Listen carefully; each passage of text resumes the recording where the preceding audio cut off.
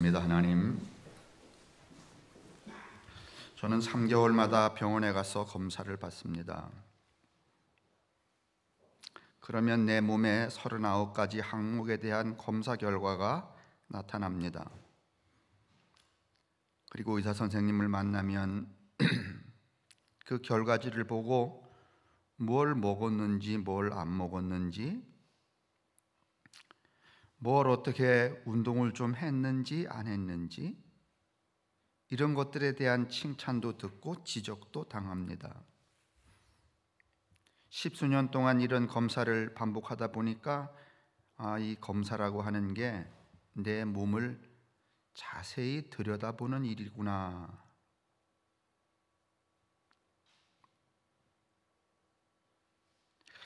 이제 내 몸을 들여다봐야 되는 때가 되었구나. 그런 걸 차츰차츰 깨닫게 되었고, 그러다 보니까 60이 지나서 몸만 들여다봐야 되는 게 아니라 삶도 들여다봐야 되는구나. 내가 뭔 생각을 하고 있고 무슨 생각을 하고 살아왔으며 어떤 생각이나 정신이나 의식을 가지고 앞으로 살아가야 될까, 이런 것도 들여다봐야 되는구나. 그런 어떤 존재의 진보가 있었습니다. 요즘 저는 많이 걷고 또 산도 자주 오릅니다. 건강을 위해 그리하는 이유도 있지만은 실상 산속 큰 나무에 등을 기대고 오래 앉아 있어 보면 두 눈으로 들어오는 사물의 형체와 색감이 인지되고 고막에 닿는 소리들이 남김없이 식별되는 그런 일치의 경험들이 일어납니다. 그러다가는 내가 우주와 연결된 존재고 또 나 우주를 관장하는 하나님과 이렇게 같은 숨을 쉬고 있다는 그런 황홀감도 맛봅니다. 이 시간 저희들이 여기 고요한 성암의 숲에 들었습니다. 일주일 동안 우리를 둘러쌌던 생각과 영상들이 우리 몸을, 세상의 그 영상과 생각들이 우리 몸에서 빠져나가게 하시고 거룩한 십자가의 의식이 욕망의 벽을 뚫고 들어가 하나님과 하나 되는 신선한 경험들을 우리 모두에게 허락하여 주옵소서. 예수님의 이름으로 간절히 구합니다. 아멘.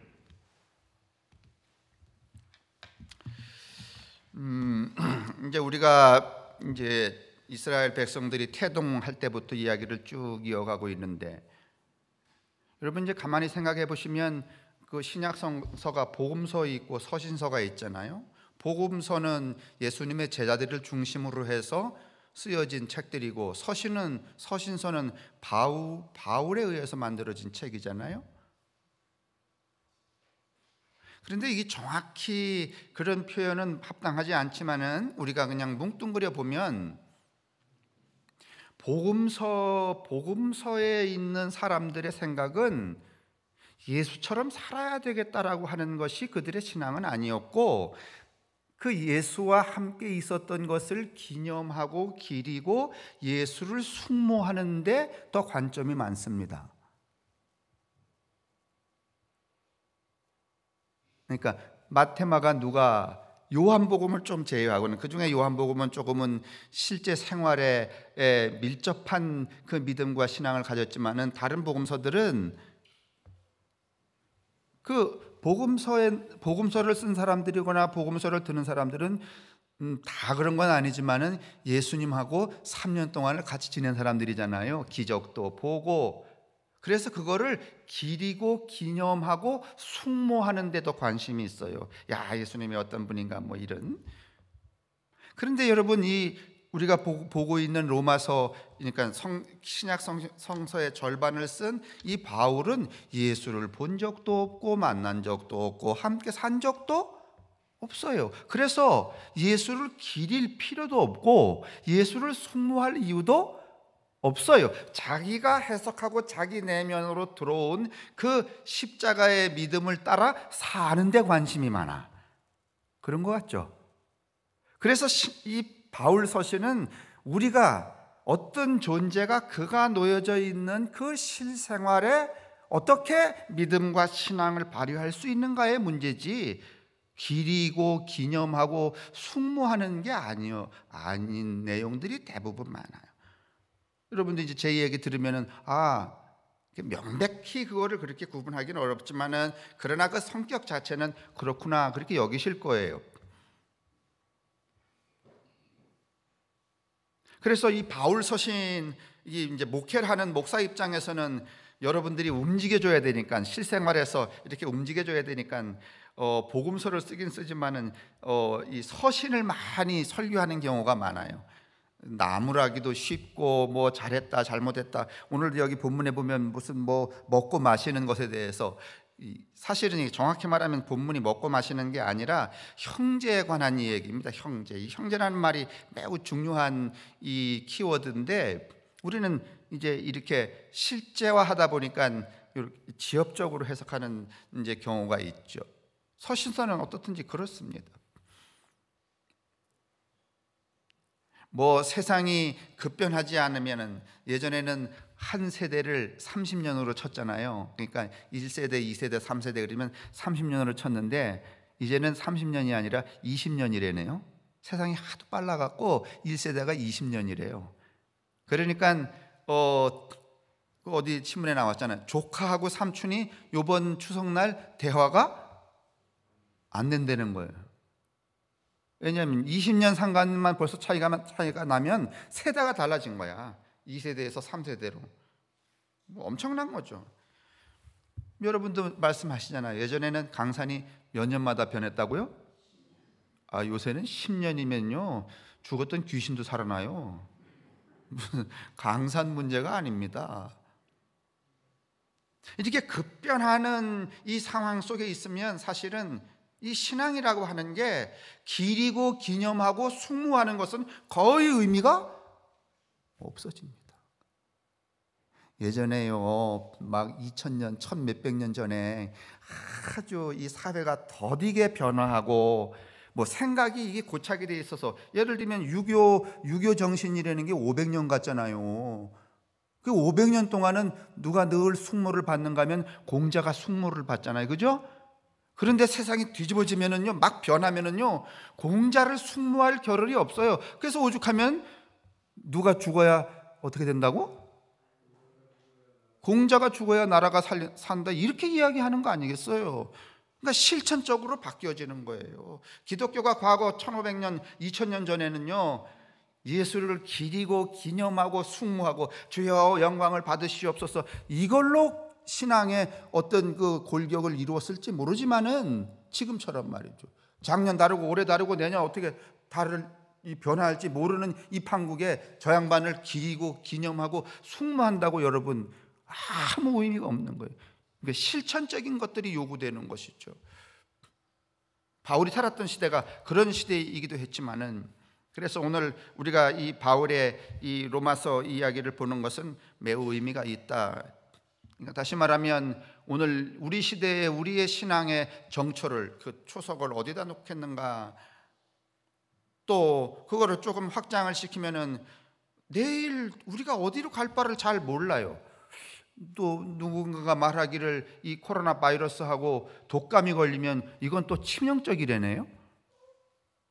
또 어떤 사람은 뭐 이런 얘기하고, 그러니까 누구도 모르는 거예요. 처음에는 바이러스 이게 창궐할 때는 과학이 우리를 뭐 어떻게 한다 이렇게 했지만, 지금도 과학도 내일을 예측할 수 없는 그 상황에 직면해 있는 이런 시점에 우리가 놓이고 보면, 우리는 과연 우리의 기독교 신앙을 또는 우리의 믿음을, 우리의 교회를 어디에 방향성을 잡고 어디에 기초해야 될까 하는 질문을 하게 되는 거죠.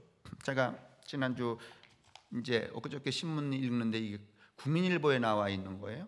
팬데믹 시대의 종교의 빈자리. 오늘 설교하고도 조금은 상통하는 바가 있어서 말씀을 드려요. 우리나라 종교 인구는 7년 전에 비해서 10포인트나 줄어든 40포인트래네. 38점 몇 %. 근데 그 48점 몇 퍼센트, 52% 교회 안 나가는 사람, 종교를 안 가는 사람들에게 왜 종교를 안 갔냐 이렇게 물어봤더니 관심이 없어서. 관심이 없는 거야.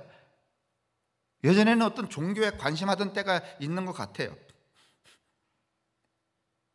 그러니까 다시 말하면 이제는 뭐 기독교를 개독교, 여러분 기독교를 개독교로 말하고 말이지 목사가 왜 저래, 교회가 왜 저래 그럴 때는 그래도 교회와 목사, 기독교 신앙에 대해서 관심이 있을 때예요.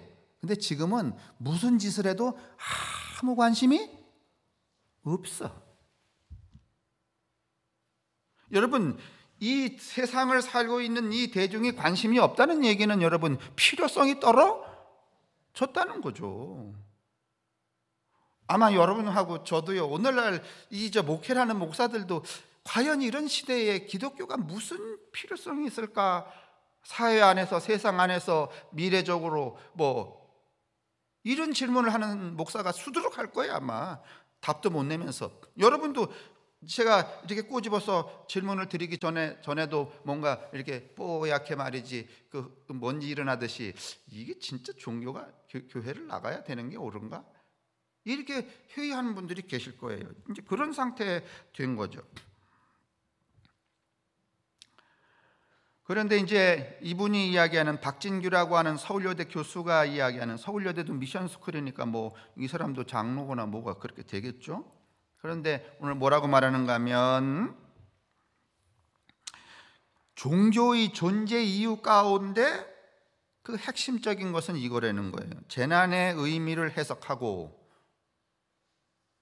여러분 구약 성경에도 보면 이스라엘 백성들이 재난이 많았잖아요. 흉년도 들고 외세의 침입도 받고, 그럴 때마다 선지자들이 그 재난을 해석을 해요, 안 해요? 예를 들면 너희들이 하나님 말씀을 계명을 잘 지키지 않았다든가 아니면 욕심이 너무 성했다든가 뭐 그런 해석을 하죠.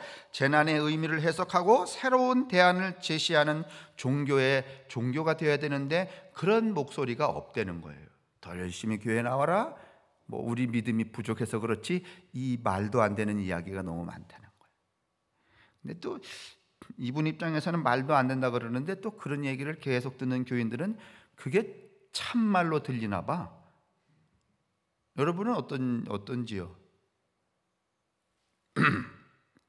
종교는 현재의 고통을 과거와 미래를 잇는 역사성으로 설명하고, 다시 말하면 종교가 역사성이 있어야 된다는 거예요.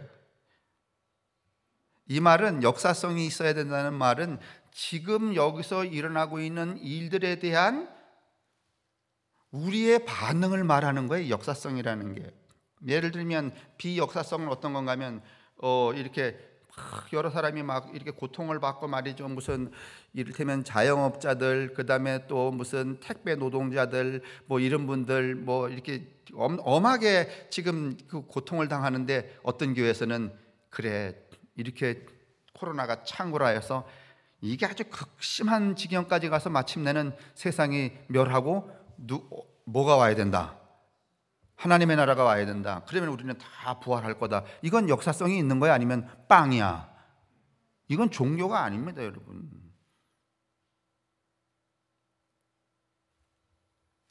종교는 현재의 고통을 과거와 미래를 잇는 역사성으로 설명하고 더 나은 세상을 향한 영감의 원천이, 더 나은 세상, 그게 뭔가 하면 지금 이 세상을 없는 것으로 포기해버리고 나는 하나님이 오시기만을, 휴거하기만을, 부활하기만을 간절히 기다린다, 이런 말이 아니에요.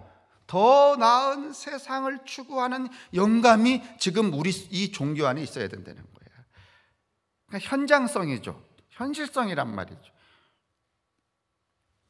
이제 아마 뭐 예측하기는 어렵겠지만은 이 코로나 바이러스가 조금은 그냥 감기처럼 함께 사는 세상이 되면은 아주 이 반동적인 보수적인 이 신앙 공동체에서는 아주 완전히 봐라 말이야, 세상이 얼마나 위험하냐, 어느 순간에 무슨 바이러스가 또 우리의 생명을 침탈할지 어떻게 알 수 있냐, 그러니까 우리는 오직 어디에 매달려야 된다? 하나님에게 매달려야 된다든가, 아니면 또 살으려면은 그 어떤 여자 선교사처럼 말이죠, 쫘르륵 무슨 3,000명인가 400명인가 몰고선 어느 섬? 예? 그 사람들 갔다 왔어 안 왔어? 피지인가 어디에? 이런 현상이, 여러분, 극단적인 현상이 아주 그 보수 성향의 신앙 속에서 일어날 수 있어요. 근데 이분은 이렇게 말하지 않아요. 더 나은 세상을 향한 영감의 원천이 되어야 한다. 자, 오늘 저는 이 바울의 이야기 속에서 그 이야기들을 해보고 싶어요. 그러면 교회, 제가 지난 시간에 무슨 말씀드렸는가 하면, 교회라는 말 자체가 여러분 기독교가 만들어낸 아주 독창적이고 창의성 있는 단어가 아니었다 그랬어요. 성경에 나오는 모든 단어가 다 그렇습니다. 재림도 그렇고 복음도 그렇고 구원도 그렇고 구세주도 그렇고 다 그거 누가 썼는가 하면은요, 로마의 정치가가 황제를 대칭해서 쓴 말입니다. 여러분, 정치적인 용어입니다.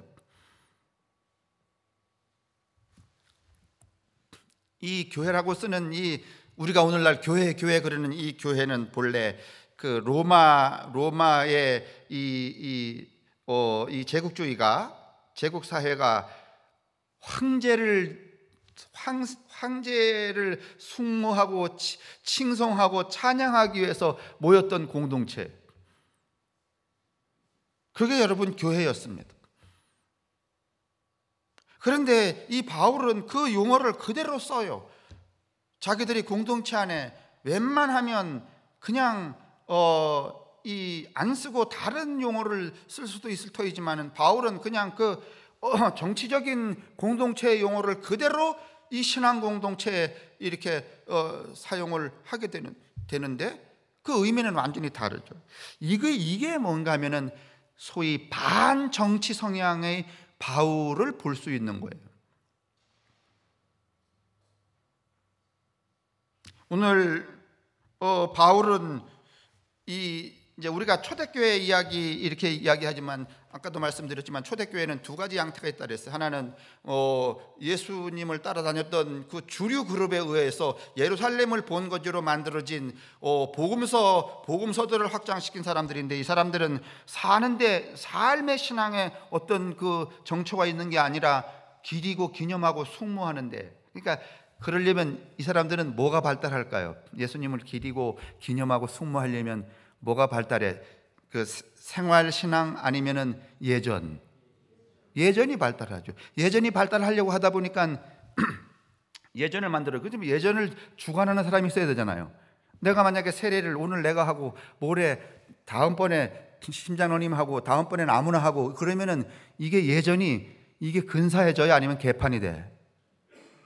예전을 제가 이렇게 성례전을 하는데 뭐 이렇게 설교를 하고 예배를 보고 집례를 하는데, 여러분 아무나 하면은 이게 예전이 꼬라지가 되냐고, 아니면은 예전을 하려면은 이게 격을 갖추어서 엄격하게 그것을 맞는 사람이 맞는 사람의 격을 부여하고 그 맞는 사람에게 그 복장도 부여하고 이래야 돼.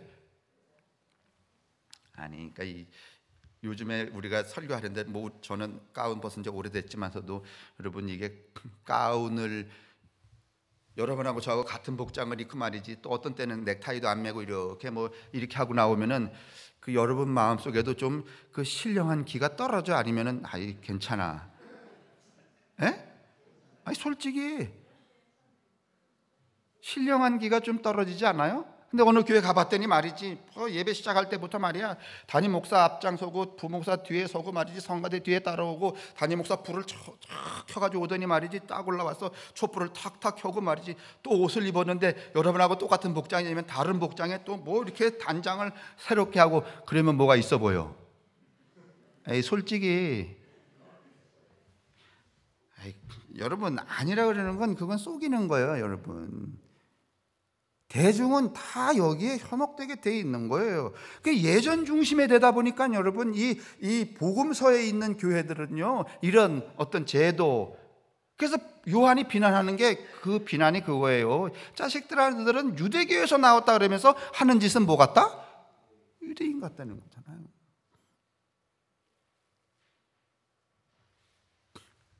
근데 이제 바울처럼 이렇게 말이지 그 가난한 사람들을 모아놓고 이방인이든지 여자든지 남자든지 다 모여라 말이지. 그다음에 세례를 받으면 우리는 다 이제부터는 무슨 뭐 그런 격이 없단 말이야. 그 격 없는 것을 이 13장에 보면은 함께 밥 먹는 거, 그게 성만찬이잖아요. 밥 먹는 것으로 실현하겠다 이렇게 해나 보면 이 바울이 세운 교회는 여러분 예전을 중심 강화한 교회야, 아니면 삶을 강화한 교회야? 삶을 강화한. 그게 여러분 이런 차별성을 갖는 거예요. 이런 차별적 이해를 갖는 거예요. 그래서 우리가 초대교회 이야기할 때 정확히 말하면 이 마태공 이 예수님을 따라다녔던 주류 공동체의 이 집단보다는 사실은 이 바울이 일으켰던 이 공동체를 초대교회라고 보는 것이 더 옳아요. 그래야 실천적인 것도 우리가 강구할 수가 있기 때문에 그래요. 근데 우리는 초대교회 그러면 자꾸 또 이 주류교회 공동체의 이야기를 자꾸 하게 되죠. 그래서 세상이 어떻게 돌아가든지 말든지 더 엄격하고 더 근엄하고 더 은혜스럽게 뭐를 짜? 예전을 짜잖아요. 지난번에 우리 예배당에 왔던 어떤 분이 끝나고서는 목사님은 뭐 전통교회가 하는 모든 예전을 다 없애버렸네요. 아니지, 없애버린 건 아니지. 우린 다 없애도 하나는 안 없애. 누구? 예수는 안 없애지. 제가 뭐 예수까지 없어요? 자, 그래서 초대교회 그러면은 우리가 바울의 교회를 말하는 게 옳아요. 주류 공동체 예루살렘에 있는. 이 얘기는 제가 너무 반복적으로 오래 했어요. 여러분 지금도요, 서울에 있는 사대문 안의 교회는요 아무나 제비뽑기 해서 가나요? 아니면은 잘난 놈들만 가나요? 그러니까 비주류, 주류. 여러분 잘 모르시지만은요, 감리교회도요 사대문 안의 교회 들어가려면은요 지금 이 담임 목사 있잖아요. 앞으로 4대 후까지 누가 들어갈까가 거의 정리돼 있어요. 어쩌다가 여러 그 자기들이 정리한 그 라인의 다른 사람이 사대문안 교회에 들어가잖아요. 감리교회에. 그러면 1년 반을 못 있어요. 어떻게 쑤시든지 쫓아내.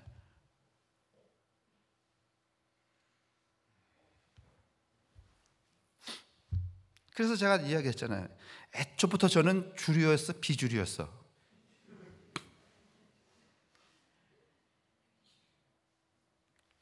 애초부터 그래서 비주류. 문화적인 비주류, 경제적인 비주류, 무슨 뭐 정치적인 비주류 근데 주류보다는 사실은 비주류가 더 편해. 주류는 막 골치 아프잖아요. 어떻든지 그래서 초대교회 그러면 바울의 교회 이야기해야 돼요. 자신들의 모임을 에클레시아, 그냥 그 로마의 민회에서 그냥 따와요. 로마 정치 모임인 민회, 구세주인 황제를 찬양하고 경배하는 장소의 의미를 그대로 사용해요. 그러면 바울은 왜 이 정치적인 집합소인 이 민회 에클레시아를 자기들의 신앙적 공동체인 그 공동체에다가 에클레시아를 그대로 붙이는가? 바울의 생각은요, 바울은 조금은 이 반항적인 반정치적인 성향의 의미를 두고 있는 거예요. 바울은 기존의 정치 공동체인 민회를 통해 그가 기대하는 메시아적 시대, 그러니까 간단하게 말하면 하나님이 예수를 통해 통치하는 시대죠. 근데 그거는 또 다른 말로 말하면 로마 세계와 로마의 나라와 같지 않은 다른 나라, 로마와 같지 않은 다른 나라가 새로운 세계예요. 그게 메시아적 세계예요. 우리는 메시아적 세계 그러면 자꾸만 관념화시켜 갖고 말이지, 그냥 자꾸 저 세계가 이렇게 내려오는 것으로 생각하는데, 초기에 여러분 메시아적 세계는 그냥 현실적이고 현장적이었지 그렇게 추상적이지 않았습니다. 여러분 또 말씀드리지만 바울 서신 쭉 보시면서 바울이 영생이라든가 부활이라든가 뭐 이런 얘기를 하는 대목을 바울이 부활 얘기 많이 해요? 바울이? 거의 하지 않습니다. 여러분 부활은 이 현세적이야 아니면은 내세적이야? 내세적이죠. 바울은 내세적인 관점에 여러분 신앙이 있질 않아요. 현세적인 데 관점이 있지. 그래서 바울은 여러분 이 민해 에클레시아가 로마는 황제를 찬양하는 그 어떤 회집소로 썼지만은 바울은 이 에클레시아 이 자기의 공동체를 로마 세계와는 다른 세계를 만드는 세포 조직 그런 공동체의 개념으로 지금 이 말을 쓰고 싶은 거예요. 그래서 요즘으로 말하면 교회는 일종의 커뮤니라는데 뭐 커뮤니티 그런 말도 되잖아요. 그 파란 줄이 어떤 목적을 가지고 사람들이 모여서 공동의 이익, 공동의 재산, 공동의 자원, 소유를 공유하는 공동체. 이게 거의 사회주의적인 것이죠. 요새 뭐 이제 이 자본주의가 이렇게 막 폐단으로 막 가니까는 이 사회주의 얘기를 계속 하지만 공유라는 말을 많이 하잖아요. 뭐 공유지대, 그다음에 우리가 그 기본 생활금 이것도 어떻게 보면은 여러분 공유 개념입니다. 이게 사실은 거의 공유로 가죠. 이 에클레시아를 그런 공동체로 만들고 싶었던 거예요. 로마는 여러분 모든 국민이 공유한 나라에 아니면은 힘 있는 사람이 공유한 나라예요. 요즘으로 치면 능력 위주 사회예요, 아니면은 그냥 평등 사회야? 요즘 사회가 무슨 사회예요? 제가 어느 유튜브를 봤는데 하버드 대학에 졸업하는 어떤 학생이 한국 학생이었습니다. 근데 그 한국 학생이 졸업식 날 그 졸업생을 대표해서 연설을 하는데 대목이 이런 대목이에요. 여러분과 제가 여기 서서 명예로운 하버드의 학생으로 졸업하는 것이 내가 잘나서 내 능력 때문인 줄 알지만은 우리를 돕고 있는 부모와 내 이웃들과 우리 학교의 청소부들과 그다음에 무슨 도서관에서 사설을 이렇게 하고 있는 그분들과 그다음에 잔디밭에 뛰어노는 그 무슨 메뚜기, 이 모든 것들이 도와서 오늘날 우리가 하버드의 명예로운 졸업생이 된 것이다. 따라서 우리는 내 능력으로 여기 능력 있는 인간으로 존재하는 것이 아니라 이 세상에 공유된 존재로 지금 세상을 향해 나아가는 것이다. 이런 그 졸업 연설을 하더라고, 어린 학생이. 이야. 그래서 내가 그거 들으면서 내가 알 수 있었죠. 나는 저렇게 할 수 없어서 하버드를 갈 수 없구나. 우리는 뭐 하버드 아니라 어디 저 좋은 데만 나와도 내가 이제 세상에 내가 이렇게 된 것은 세상의 모든 존재들, 모든 사람들이 나를 도왔기 때문에 내가 그분들에게 속해 있는 공유 존재로구나. 그러니 그 공유로운 삶을 살아야지, 이렇게 생각하고선 졸업하지 않을 거야. 저 새끼보다 빨리 출세해야지, 더 많이 벌어야지. 근데 여러분, 이 바울이 자기의 이 커뮤니티를 여러분 에클레시아로 그냥 쓴 그 의미 가운데 하나는 무엇인가 하면은, 그렇게 그 능력 위주, 황제를 중심으로 해서 힘 있는 놈들만 사회를 유지하는 그런 세상이 아니라 완전히 공유된 세상을 만들어봐. 그게 새로운 나라고, 그게 하나님의 나라예요. 여러분, 하나님의 나라가 능력 위주 사회야, 아니면은 다 똑같은 사회야? 오늘 여러분, 제가 그 이장우 그림 얘기했잖아요. 제가 이 양반이 1986년생인데 이 자폐예요. 말 몇 마디 잘 못합니다. 잘생기긴 했더라고. 그래서 제가 그림 전시회 강릉에 살아요. 가봤는데 여러분에게 좀 한번 가보시라고. 강릉 중앙교회를 다니고 있어요. 그래서 뭐 거기서 목사님이 그 전시회도 열어주고 이렇게 했는데,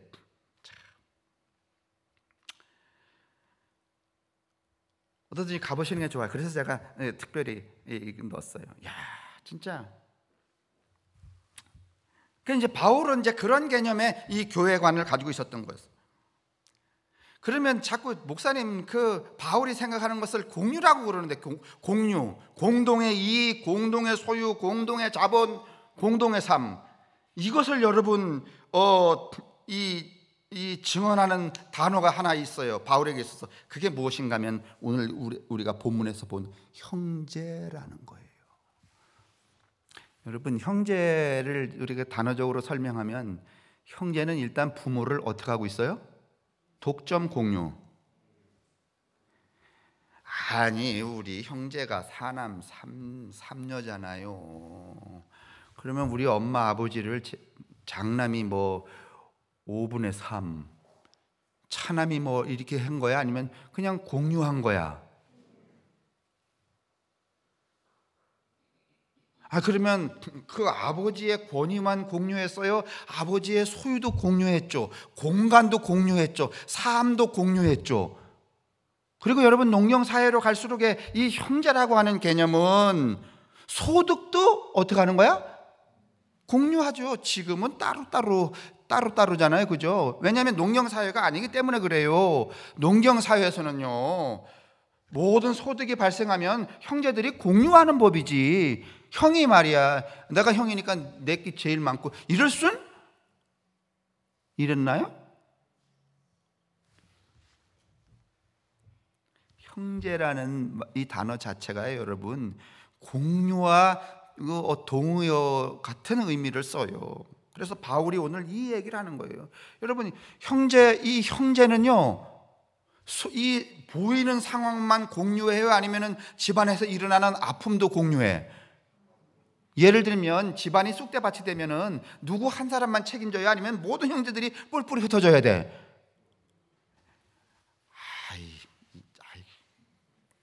집안이 망하잖아요. 그러면 동생들이 그럴 수 있잖아요. 형님이 다 책임지시오? 그래서 형님만 그걸 짊어지고선 그래요? 아니면은 망하면은 다 큰 사람이나 작은 사람이나 고통은 똑같아? 그걸 공유라 그러는 거예요, 여러분. 그런데 바울은 이 자기의 에클레시아가 바로 그런 공동체가 되기를 소망하는 거예요. 그런 공동체를 꾸미고 싶어요. 그게 하나님의 나라라는 거예요. 그게 새 나라라는 거예요. 그게 로마의 개념에서 따온 에클레시아란 말이죠. 다시 말하면 바울은 여러분, 이 빌어먹을 놈은 로마 말이지, 이 나쁜 놈들 말이야, 빨리 말이 메시아가 재림하여 갖고 말이지, 칼을 갖고선 말이야, 그 세례 요한처럼 말이지, 목을 막 따닥 치고 말이지, 우리를 좀 높이 세우고선 새로운 나라를 만들면 얼마나 좋을까, 이런 생각 해본 적도 없고 말해본 적도 없고 꺼내본 적도 없어요. 들어본 적 있으십니까, 여러분? 여러분 말이야, 우리가 비록 말이지 이 로마의 앞제 밑에서 그 로마의 중심에, 예루살렘 중심에도 살지 못하고 이 지중해 변방에 여기저기 떨어져서 말이지 디아스포라로 살아가는데, 그래도 우리가 모여서 남이 해놓은 그 공동체의 마당에, 이 회당에라도 모여서 열심히 기도하고 주여 삼창하고 말이지, 이렇게 하면은 장차 주님이 오실 때에 우리를 특별하게 금면류관, 은면류관, 개털번거지 이렇게 구분해서 씌우십니다. 이런 얘기 하신 적, 들으신 적, 보신 적, 읽으신 적 있냐고. 이 어떤 우라질 것들이 만들어낸 거야 이게. 그 어디에도 없는 거를. 왜냐하면 형제는 그런 거 아닙니다. 평등이에요, 평등.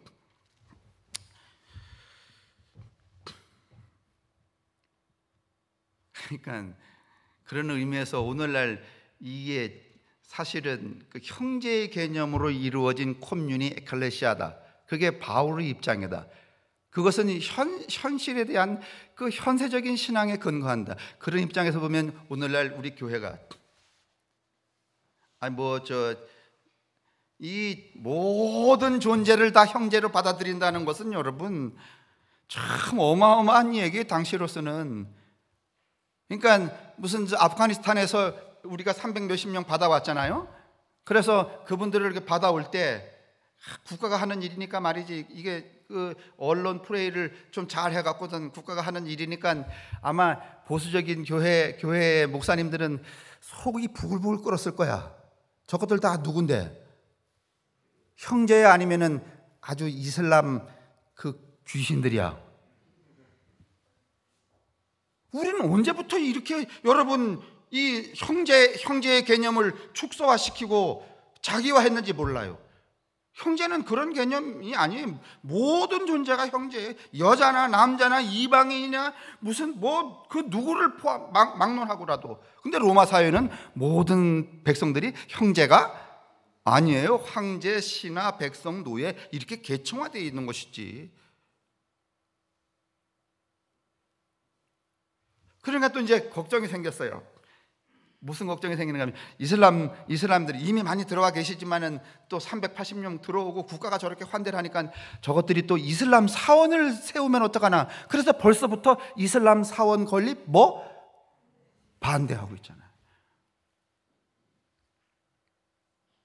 사실은 이제 제가 안 드린 말이지만 제가 만나고 있는 그 젊은 분 중에 한 분이 여행사를 하는 젊은 친구가 있어요. 참 좋은 친구예요. 한림대 철학과 나오고. 근데 여행사를 아주 크게 하는데 이 친구가 아주 이렇게 넓은 사람이에요. 그래서 인천 이 퀴어 축제라고 왜 있잖아요. 조금은 동성애자들 하는 그 축제가 있는데 그 친구가 하고 있는 저기 그 옛날 춘려구 밑에 노마드 살롱이라고 하는 그 공간이 있는데 거기에 그 큐어 축제 했던 사진을 한 10대 장 이렇게 전시를 했어. 그냥 자기들이 들며 날며 보느라고. 그런데 정말 하나님이 가르쳐 주셨는지 어떻게 알았는지 춘천에 있는 이 보수적인 목사님들이 그걸 알았어요. 라오사님 그 가게 앞에 가서 막 이 귀신아 말이지, 붉은 마귀 새끼야 물러가라 말이지. 또 어떤 경우는 불을 쏴질른단 말이야. 빨리 철거하지 않으면. 근데 막 거기 이렇게 명단에 막 서명했더라고. 야, 근데 감리교도 거기 다 서명을 했어. 그래서 제가 이제 그 얘기 하려고 했던 게 아니라 확장하지 마세요. 그러고서는 뒤로 오다가 그 친구 만나가 그 친구 보고서는 유 선생 나 안다고 하지 마. 왜냐하면 그랬다가 우리 예배당 앞에 와서 불사질러 놓을까 막 이럴까 봐. 여러분 보호하려고. 나야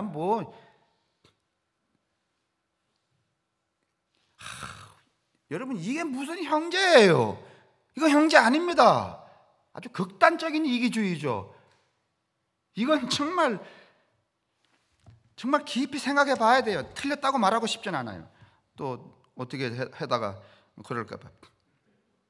그런데 여러분도 이거 들으시며 생각하지만은 우리가 이렇게 바울이 추구하고 싶었던 새 나라 모든 것들을 공동으로 형제로 섬기며 받아들이며 함께 사는 일이라는 게 쉬워요, 안 쉬워요? 안 쉽습니다. 그게 여러분 비틀비틀합니다. 이미 얼마 되지 않아서 20-30년 되지 않아서 여러분 이미 이 바울의 공동체 안에 이 현상이 나타나는데 그게 극심하게 나타난 게 어딘가 하면 고린도 교회잖아요. 첫째는 성만찬이라는 게 여러분 부자나 가난한 사람이나 누구든지 함께 다 와서 똑같은 음식을 먹는 거예요. 제일 여러분 평등한 것은요, 같은 음식을 먹는 게 제일 평등한 거거든요.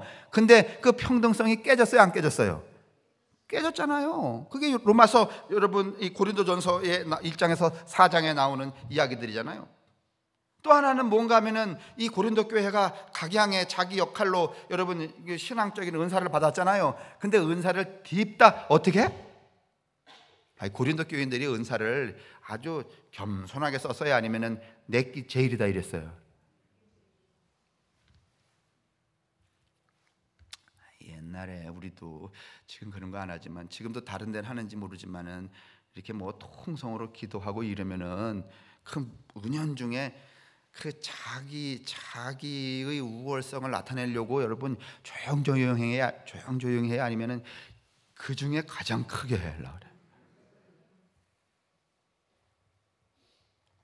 그래서 예언이 먼저인지 방언이 먼저인지 치유가 먼저인지 막 다툼이 생겼어요, 안 생겼어요?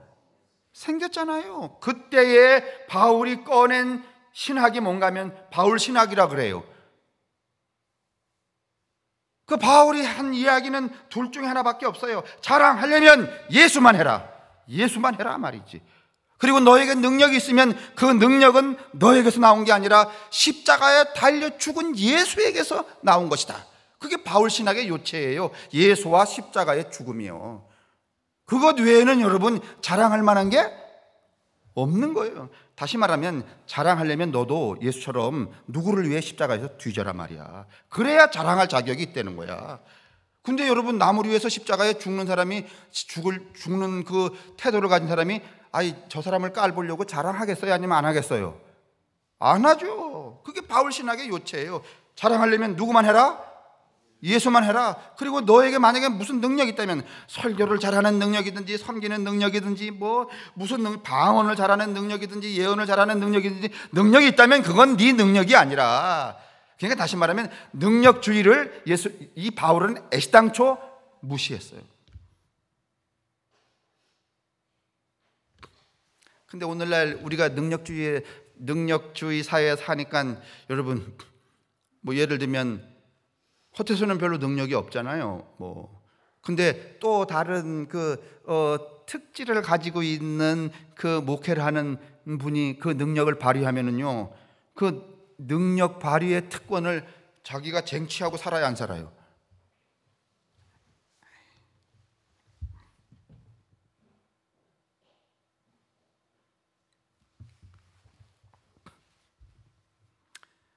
그래서 여러분 만찬도 마찬가지잖아요. 1장 17절 34절에 나와 있는 이 주의 만찬도 이제 그런 게 되죠. 이거 제가 코멘트하기 싫었지만 원고에 있으니까 여러분도 다 다수가 경험하셨는데 엠마오 가는 길이라는 영성훈련 우리가 경험했죠. 안장로님도 경험하셨지만 지금 생각해 보시면 초기에 우리가 그 엠마오를 할 때는요, 작은 교회, 큰 교회 개념이 별로 없었어요. 누가 더 훌륭하고 능력이 있는지 이 개념이 아니라 그때는 다 형제의 개념이었어요. 그래서 크다고 하는 교회 누가 와도 으스대지 않고, 그 다음에 저기서 말이지 그냥 시골에 꼬드바리로 말이지 1년에 목욕 2번 하는 동네에서 온 목사도 말이지 큰 둘러 살다가 거기 오면은 나도 이 공동체에 이런 일이구나 라고 하는 그 소속감으로 뿌듯했단 말이죠. 근데 이게 1년, 2년, 3년, 4년 이렇게 가다 보니까 점점 어떤 양상이 되는가 하면은 조금은 숫자가 많은 교회, 조금은 큰 교회 중심으로 이 공동체가 운영이 되어가게 되어 있어요. 그러면 여러분, 이 어느 집단에서 그런 힘 있는 사람들이 이제 이렇게 공동체를 무슨 30명이고 40명이고 모여서 운영을 하다 보면은 누가 주도적으로 하게 되는가 하면 그 사람이 주도적으로 하게 돼요. 그렇죠? 그러면 저 시골에서 모처럼 왔는데 거기 살 때에도 말이지 큰 교회 눌려갖고 말이지 교육자 회가도 말도 못하고 말이야 그냥 눌려서 밥만 얻어먹고 얻어먹는 것도 눈치 보고 이렇게 했는데 영성훈련이라고 여기도 와보니 또 큰 놈들이 판치네. 그럼 오고 싶겠어요? 안 오고 싶겠어요? 이건 영성이 아니라 반영성입니다, 여러분. 이거를 감지를 못했던 거예요. 이걸 블럭을 못했던 거예요. 이렇게 흘러가는 것을 그냥 내버려 뒀던 거예요. 그러니까 종말에는 어떤 현상이 되는가 하면은 그냥 큰 교회 중심의 교회 성장 프로그램으로 그냥 전락하고 말았던 거 아니겠어요? 처음에는 안 그랬어요. 여러분 거의 한 달에 한 번씩이라도 만나면 반가워서 말이죠. 그냥 얼싸안고 말이지 격려해주고 밥 사주고 말이지. 처음에 여러분 이 경험하신 분들 들으면은 정말 이해가 돼요, 여러분. 근데 그게 점점 이게 사라지는 거예요. 그게 뭐가 깨졌는가 하면은 형제가 깨졌기 때문에 그래요. 컴뮌의 본질적인 가치가 여러분 상실됐기 때문에 그런 현상이 생기는 거예요. 오늘 제가 말씀을 드리지 않더라도 우리가 사는 사회가 능력 중심 사회라고 말씀드렸어요. 능력이 좋은 사람은 잘 살고 능력이 없는 사람은 못 살고, 여러분 이건 새 나라가 아닙니다. 이건 헛나라입니다. 이거는 바울이 꿈꿨던 교회의 모습이 아닙니다. 제가 아까도 하버드 졸업생 이야기를 들었지만은 잘 사는 것은 자기가 능력 있어서 잘 사는 게 아니에요. 자기를 도왔던 그 많은 공유제 때문에 자기가 거기 존재하는 것이죠. 그렇기 때문에 만약에 자기가 잘 살게 되었다고 하더라도 그 결과는 자기 몫이 아니고 모든 이들의 공동의 몫이라는 거예요. 이런 생각을 못하고 살아가는 거죠. 여러분도 혹시 가다가 유튜브 하버드 졸업생 있어요? 누가 찾아봤어요? 근데 바울은요, 좀 더 심각하게 말해요. 지 능력대로 사는 것은, 여기 이제 이 페이지 맨 마지막에 바울이 볼 때 이렇게 힘에 따라 각자 사는 것은 새로울 것도 새로운 것을 희망하는 것도 아니었어요. 세상을 그대로 따라서 살아가는 정신없는 짓이었죠. 바울은 이거를 아주 간단하게 실질적으로 예수를, 십자가를 배반하는 짓이다 이렇게 말했어요. 우리 이걸 알아야 돼요. 내가 능력이 이만하니까 이만큼 사는 거지, 넌 능력이 없는 거지, 능력을 키워야지. 이건 여러분 예수와 십자가를 배반하는 것이래요. 이 생각을 좀 해야 돼요. 우리가 오늘 교회가 이 생각 좀 해야 돼요. 바울은요, 하나님의 나라가 되려면은요 서로를 받아들여야 된다고 그렇게 이야기를 했어요.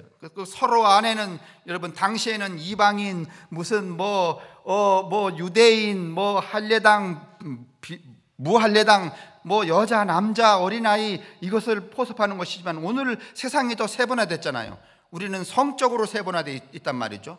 이 모든 것까지를 포함하는 것이어야 하는가 하는 질문을 우리가 심사숙고하게 해야 돼요. 그때는 2000년 전에는 단순히 그 어떤 생물학적인 그다음에 사회 구조적인 이 차별성의 그 일치였지만은 지금은 너무 세밀화되어 있잖아요. 감정적이고 말이죠. 이런 것까지를 다 포섭해야 되는 이런 세상에 우리가 와 있단 말이죠.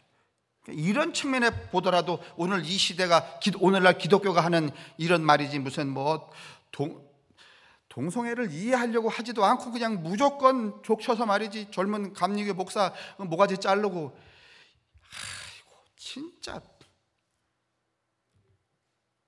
아니 좀 들어보면 되잖아요. 그 어린 목사 말이지, 안수받고 2년밖에 안 된 목사가 그 동성애 축제 가서 말이지,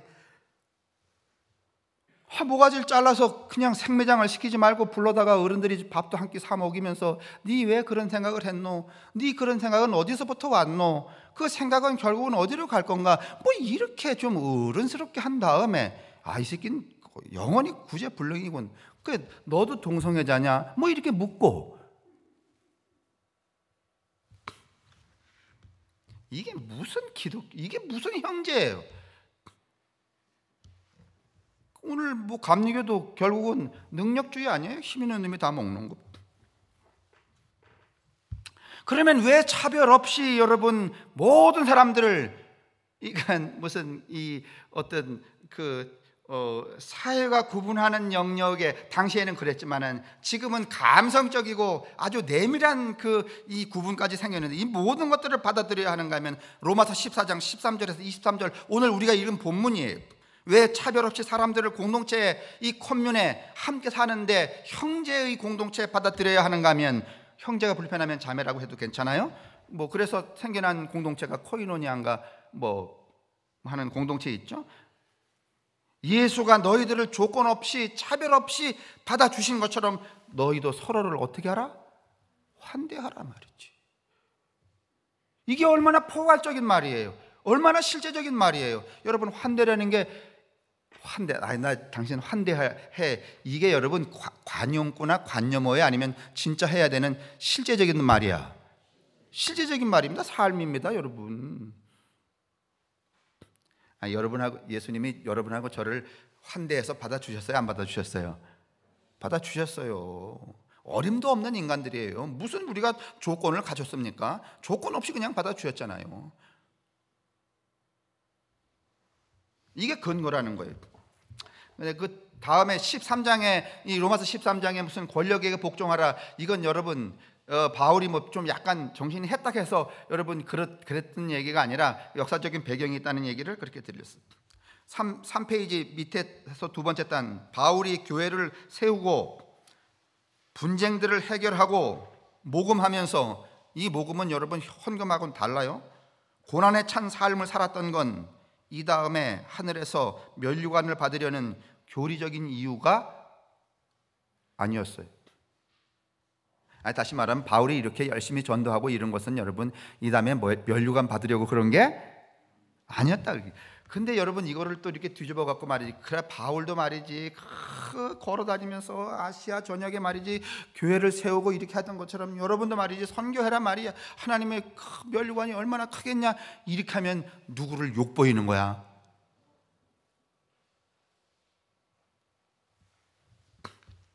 진정으로 정의롭고 평화로운 사회를 앞당겨서 살아가는 메시아적 세포구조, 공동체, 교회를 구성하기 위해서였습니다. 그러니까 로마라는 나라 자체가, 세계 자체가 엉망진창이야. 이게 인간, 아주 비인간화하는 그 실제적인 현장이에요. 거기에 이 교회에 속한 이 공동체만이라도 그 세상의 우물 같은 모든 다양한 존재가 하나의 형제로 공동으로 살아가는 그런 메시아적 공동체를 만들고 싶었던 것, 그게 바울의 교회를 세운 이유.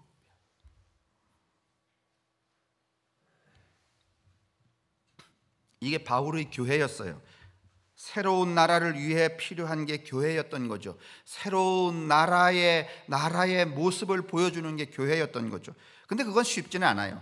교회는 오늘처럼 천국으로 가는 정거장이 아니라 새로운 나라를 건설하기 위한 훈련소 또는 어떤 모델하우스 같은 거. 이 얘기는 이제 간혹 가다가 교회론 이야기할 때 하죠. 자, 밑에 보면 3페이지 밑에 바울의 교회는 로마 제국 안에 세워진 자발적이고 능동적인 공동체들로서 미래에 올 메시아를 무턱대고 기다리는 탈세상적인 집단이 아니라, 이거 잘 기억하세요. 탈세상적인 집단이었으면 바울은 여러분 매일 뭐만 얘기하는 거면 부활만 얘기했을 거예요. 재림만 얘기했을 거예요. 근데 그런 얘기 하지 않습니다. 바울은 분명한 사회 정치적인 지향성을 가진 사회적 실체로서 지금 이 세상 안에서 메시아적 삶을 확산시켜 나갈 것이었습니다.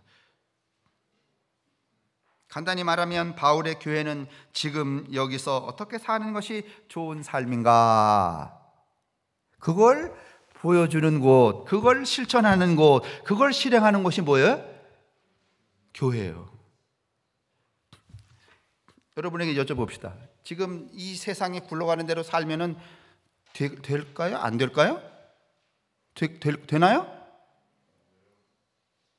이 세상이 굴러가는 대로 살면 에이 뭐 다 굴러가니까 그렇게 살지, 이러면 될까요?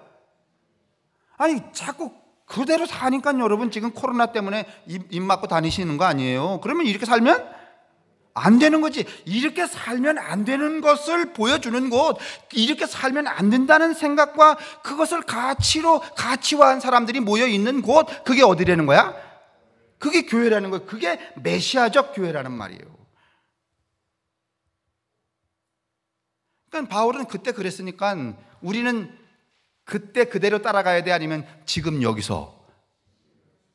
그렇죠. 근데 지금 여기서 우리가 결심하고 그대로 한다고 잘 될까요? 안 될까요? 잘 안 됩니다. 안 된다는 전제를 가져야 됩니다. 금방 이루어지지 않습니다. 목사님 그렇게 40년 동안 그 얘기 하시더니 뭐 이루어진 게 뭡니까? 이루어지지 않습니다. 그러나 낭망할 필요는 없습니다. 바울의 교회도 그랬으니까. 그러나 그것이 우리의 방향성이고 정초, 기본이어야 하는 것만은 분명합니다. 이것이라도 잊지 말고 한 걸음씩 조금씩 어떻게 하자는 거야?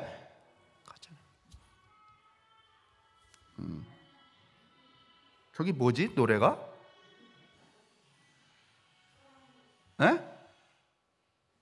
괜찮아요. 좋은데 뭐 딱딱하다가 갑자기 부드러워졌어요. 그러니까 다시 말하면 지금 이루어진, 근데 요즘에 가만히 보면은요, 교회는 그거를 꿈도 안 꾸는데 세상에 있는 사람들이, 이걸 꿈꾸는 사람들이 매우 많더라고. 그저께 제가 그 유튜브 하나 보는데 저기 어디 남녘에 나이 드신 할머니 세 분이 살아. 친구들이. 괜찮아.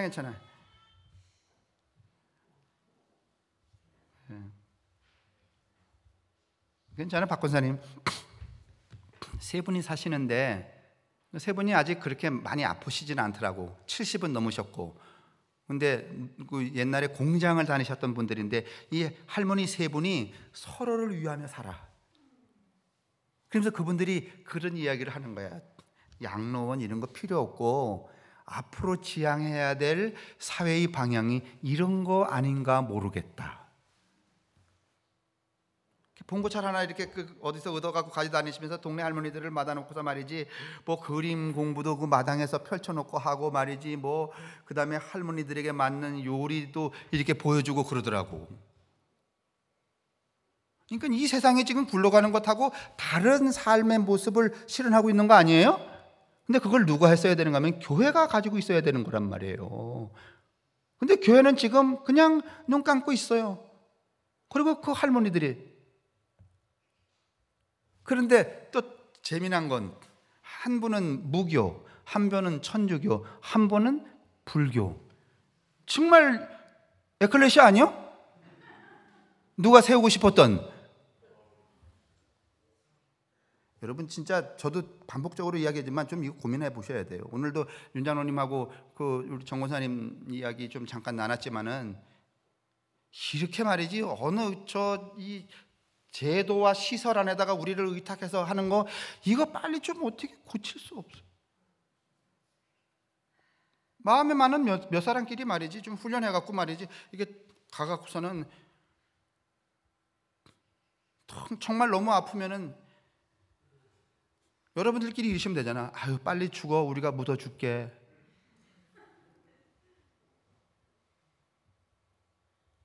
가장 이 복지 가운데 좋은 복지는요, 자기가 살던 동네에서 자기가 만나던 사람들과 함께 어울려 살다가 죽는 것이 여러분 노인 복지의 최상입니다. 아셔요? 그래서 이제 덴마크나 네덜란드 같은 데 가면은 동네 하나를 완전히 이게 3,000% 잡고 가는, 그래도 뭐 창고가 될 만하니까 동네 하나를 아예 이 노인들만 사는, 자유롭게 사는, 뭐 치매가 걸리셔도 상관없어요. 그래서 거기에 적절하게 의사, 간호사, 슈퍼마켓, 무슨 뭐 카페가 이렇게 배치가 돼 있어. 그거 다 중앙 정부가 다 이렇게 지원을 하는 거야. 그래서 거기가 먹고서는 가서 커피를 마시러 가실 때까지만 해도 정신이 있었는데 커피 마시고 나니까 정신이 없어졌어. 그리고 그냥 나오잖아. 그래도 아무 상관이 없어. 누가 물어주면 돼. 나라에서 물어주면 돼. 내가 볼 때는요 이렇게 하는 것이요 돈이 훨씬 덜 들어갈 수 있어요. 그렇다고 여러분이 목사님 그런 생각 가졌으니까 대통령 하십시오 이렇게 하면 안 돼요. 근데 제가 그 유튜브에 보니까 야 대단하시다 진짜. 그 공장에서 노동자로 사셨다는데 저런 생각들을 하실까.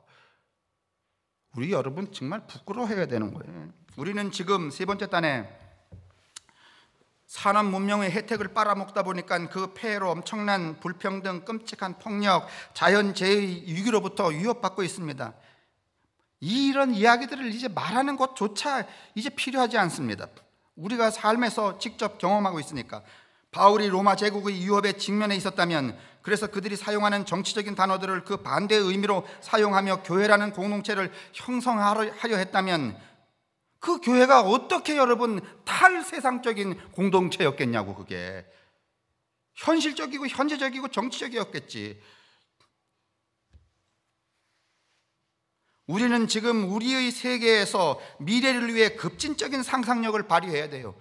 이거 어제까지 했던 생각 말고 확 생각을 바꿔야 돼요.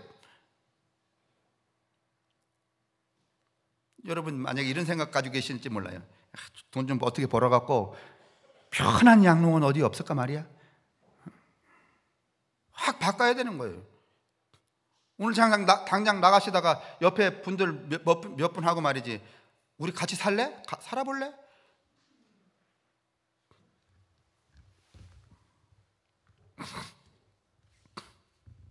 바로 그 급진적인 상상력과 실천을 바울에게서 영감을 얻자는 거예요. 지금 우리 바울 얘기를 하는 것은.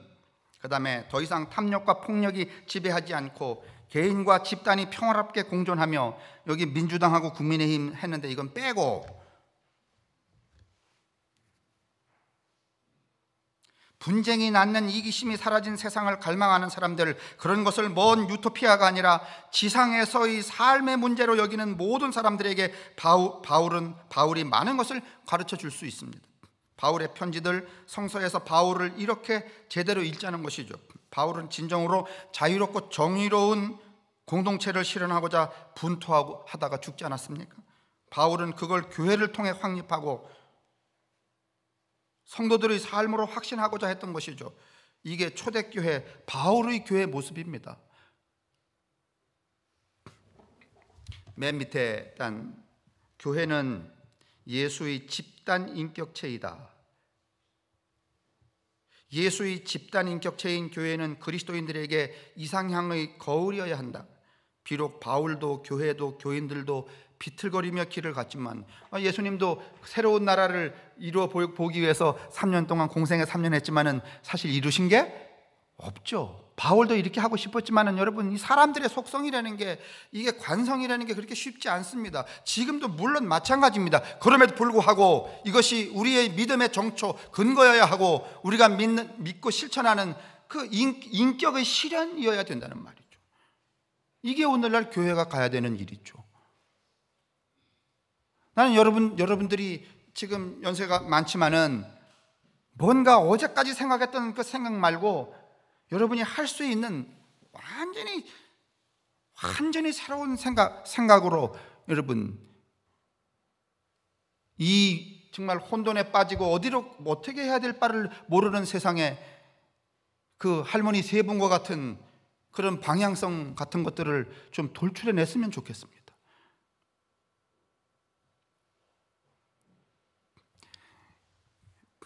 이제 뭐 점점 내년인가 후년인가가 홍천군을 2000 몇 년에 소멸할 지방으로 지정한다며요. 홍천군인가 인제군인가 없어지는 거야. 이제 다 누구만 남는가 하면은 대체적으로 노인들만 남아요. 저렇게 집 짓느라고, 내가 볼 때는 집을 지려면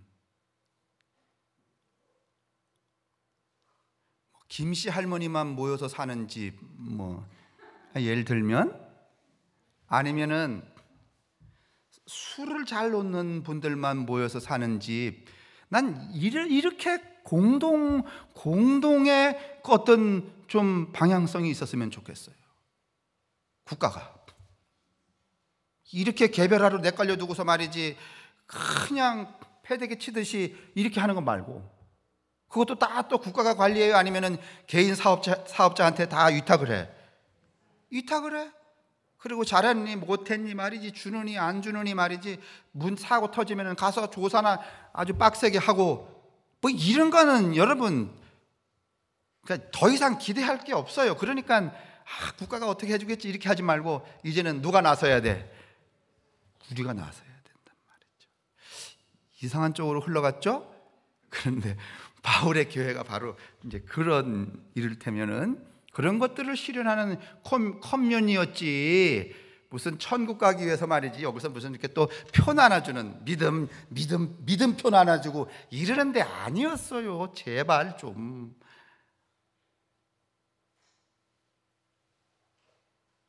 그러다가 그렇게 그 바울이 이루고 싶은 그런 공동체를 이루고 살면은 저절로 어떻게 돼?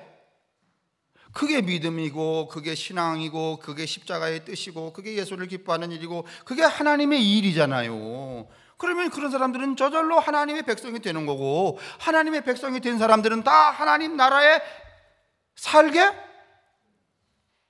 하나님 백성이 되면 하나님 나라에 살게 돼야 안 돼요? 그렇잖아요. 그게 후발적으로 교리화된 것이지 애초에는 그런 게 없었잖아요. 바울의 교회 좀 기억하십시다. 쉽지 않죠. 그러니까 우리 안에서라도 여러분 생각을 이제는 뒤집어 엎어야 돼요. 그리고 내가 살고 있는 이 세상 안에서 어떻게 어떻게? 형제로 또는 자매로. 우리는 집사로. 그래서 여러분 이명수 목사님처럼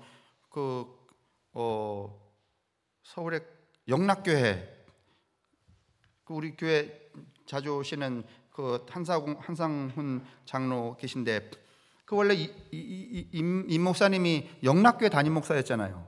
그러다 1년 반 딱 하시고서는 사표냈잖아요. 나는 이런 큰 교회 감당하기 어렵다. 영락교회는 여러분 대한민국 장로교회 제1등입니다. 거기 가고 싶어서 난리 법석입니다. 근데 그만두시고 저 양평 가서 모세골이라고, 모든 사람을 새롭게 하는 골짜기라고. 거기 그 양반 들어가시면서부터 모든 직분을 다 띄웠잖아요. 권사, 집사, 장로 이 자체가 뭔가면 제도적이고 권위적이라는 거예요. 그래서 거기는 다 뭘 하고 왔든지 다 형제요. 저도 처음에 임 목사님 만나고 모세골 다닐 때는 우리 교회도 그래 볼까 생각을 했는데, 그래도 또 여러분 중에서는 세상의 벼슬도 못 해보시고, 여자분들 같은 경우는 또 어떤 역할을 맡아본 적이 없잖아요. 그런 분들 계시는데, 그래도 교회가 권사, 집사 이렇게 불러주는 게 그래도 좀 그런 것 같아서 또 생각을 또 바꿔서,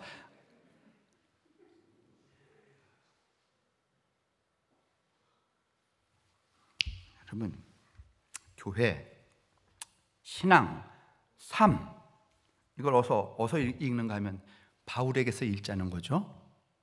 바울은 이런 교회, 이런 교회의 삶, 이런 교회의 사람들을 세워가고 싶었던 거야. 여기 저기. 그래야지만 로마를 어떻게 합니까? 로마가 만든 세상을 이렇게 대체하는 새로운 세상이 열릴 테니까. 여러분, 새로운 세상은 그냥 열려지지 않아요. 새로운 세상은 어디서부터 열리는가 하면은 내가 갖는 새로운 마음과 새로운 마음을 추동하는 새로운 나의 실천적인 삶에서부터 이루어지는 거예요. 코로나 바이러스도 마찬가지예요. 백신 맞으면 물러갈 거라고 생각하지 말고, 여러분, 내 삶을 바꾸면 이놈들도 물러가겠지, 이렇게 생각을 바꿔야 돼요. 우리가 우리를 바꾸지 않는 한, 여러분, 우리를 위협하는 것들이 더 많이 우리를 여러분 이렇게 포위하게 된다는 것을 기억을 하시고, 오늘 이 오갈 데 없는 이 방황하고 있는 이 시대에, 그래, 이게 오늘 우리가 가져야 될 교회의 모습이고 교회 안에서 모인 우리들의 태도이며 신앙이지, 이런 마음들을 갖는 여러분과 제가 될 수 있기를 간절히 바랍니다. 기도하겠습니다. 우리 아버지는 우리 아버지 세대에서 아버지의 삶을 사셨습니다. 우리 정조 할아버지는 유교 사회에서 그 당시의 삶의 사회의 상황이 가진 그 상황을 따라 그 속에서 사셨습니다.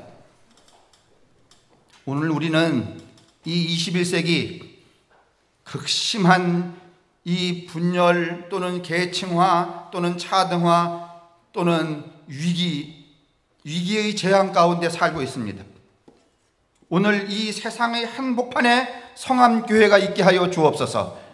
이 세상의 한복판에 성암교회의 성도들의 삶이 있게 하여 주옵소서. 다만 세상과 같지 말게 도우시고 세상과 다른 예수 십자가의 정신이 실현되는 그런 공동체, 그런 성도들이 그런 삶이 될 수 있도록 축복하여 주옵소서. 그런 생각으로 살아가는 당신의 사랑하는 성도들이 이 한 주간도 그 새로움 속에서 감동하며 감격하며 그리고 기뻐하며 그리고 우애하며 살아갈 수 있는 한 주간으로 축복하여 주옵소서. 성부와 성자와 성령의 인도하심과 복 내리심이 우리에게와 우리의 공동체, 우리의 가족들, 우리의 이웃들, 이 세상에 존재하는 고통당하는 수많은 이들에게 언제나 함께 하시기를 간절히 축원합니다. 아멘.